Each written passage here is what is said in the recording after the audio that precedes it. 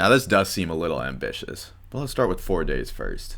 Now working remote has been quite the blessing because I only have to wake up at 8:55 every morning to attend my first meeting of the day, but I can never deny an opportunity to spend more time in bed. With the 4-day work week comes an extra day of the weekend, an extra day to spend time with family and friends, work on a side business, pursue hobbies, or just sit in bed and watch Netflix. The possibilities are endless. Okay, but why should we implement the 4-day work week? Because I know off the bat that corporations aren't going to like this idea, and I'm assuming the old heads in Congress are the same way. But if we use that corporation speak, they'll realize it's the right move for them too. See, while it may seem as though cutting 8 hours off the work week will decrease productivity, it actually does the opposite.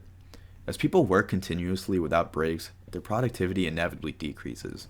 So by the time Friday comes along, hardly any work is being done anyway. By having Friday off, this period of unproductivity disappears.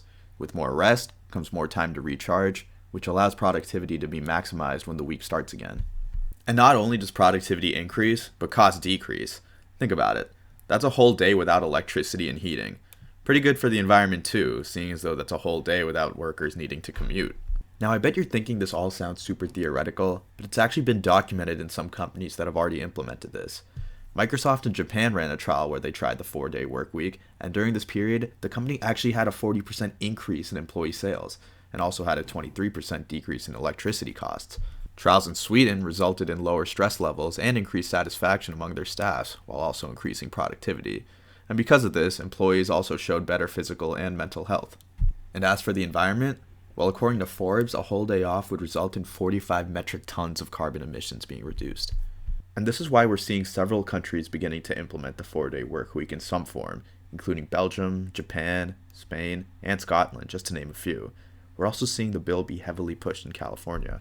See, while I'm out here advocating for a 3-day weekend, you got people in China doing the same job as I am, except they're working 12-hour days for 6 days a week, and all that just to make enough money to live like this. Yeah, that doesn't change the fact that we still need another day off. And hey, maybe that'll motivate the Chinese to give their people an extra holiday or something, who knows. But probably not. So how exactly would we implement a 4-day work week anyway? Well, there are a couple ways we could do this. You could keep the 40-hour work week as it is, and work 10-hour days instead of 8-hour days, but more ideally, you could bump it down to a 32-hour work week with 4 8-hour days. And it seems as though this is the option that most companies are currently opting for. The companies that have been trying this out anyway. But then which day do you take off? You could take off Friday like I mentioned earlier, or Monday. Each of these would be virtually identical because it results in a 3-day weekend. But if you really want to optimize productivity, you take Wednesday off. It allows you to recharge and resets productivity on Thursday. Plus you get that feeling of it being Friday twice a week. But regardless of how you implement it, the 4-day work week seems to be the right call for every reason. And it goes without saying that this should be true for schools as well, even more so than anything. These people go to class for almost 8 hours, and then they have extracurriculars and homework on top of that. It's actually ridiculous. People wonder why student suicide rates are so high. Well, maybe try decreasing the amount of stress they deal with and actually give them more time to just chill out. And yes, that's a lot of money you can save here too.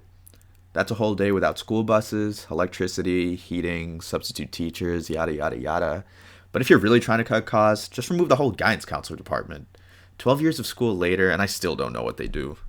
Anyway, thank you guys for watching, and if you liked the video, please like and subscribe, and I'll see you in the next one.